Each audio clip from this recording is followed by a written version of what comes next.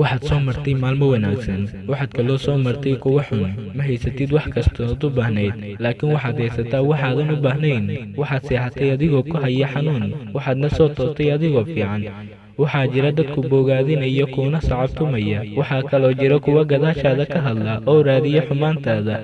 waxaad ku dhowaatay inaad ka quusato nolosha, laakiin waxaa ku gashay rajo. wakhtiyo badan qosol ayaad isqaban weyday, wakhtiyo kalena uurka ayaad ka weynaysay. waxaa jiray maalmo wacan oo aad dareentay jacayl saa'id ah, laakiin waxaa kugu xigay maalmo naciibkaa buuxsamay. waad kuftay ood guuldaraysatay wax badan, haddana sare ayaad ku kacday ood guulaysatay. waxaa ku hayay caajis, waxaadna haysatay caafimaad. ma garanaysaa sababta ay u dhacayso waxyaabahani oo dhan? sababtoo ah waad nooshahay, noloshuna waa imtixaan. laga yaabay in noloshaadu aysan u socon qaabkii aad u qorshaysay, laakiin qorshe waxaa ugu wanaagsan tii alle. waxaa kaloo laga yaabaa in noloshaadu aysan barwaaqaysnayn, laakiin way barakaysan tahay. ku mahdi alle subxaanahu wa tacaala, sababtoo ah intan waxaad ku soo gaartay fadliga iyo naxariista eebe.